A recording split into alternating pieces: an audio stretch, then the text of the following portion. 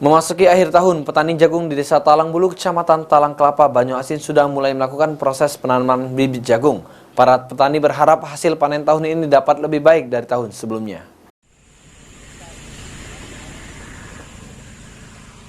Berharap besar untung pada panen jagung akhir tahun mendatang, petani jagung di Desa Talangbulu, Kecamatan Talang Kelapa, Banyuasin sudah mulai melakukan proses penanaman bibit jagung.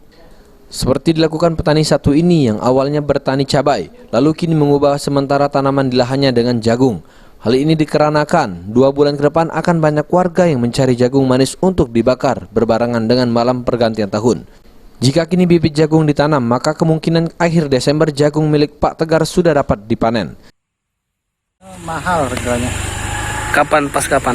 Pas hari tahun barunya nih. Oh, jadi kita mengincar tahun baru untuk panen, Pak ya?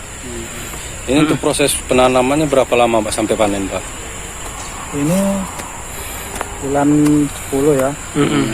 Ya bulan-bulan tanggal 1, bulan 1. Sebelum itu sudah mulai. Panen. Nah, untuk ini berapa banyak yang kita tanam di lahan yang ini? Ladang kita ini. Tapi cuma 5 patok. 5 patok. Hasilnya biasanya berapa Ton banyak yang kita hasilkan dari 5 patok ini? Kalau buahnya bagus, pacak 1 ton.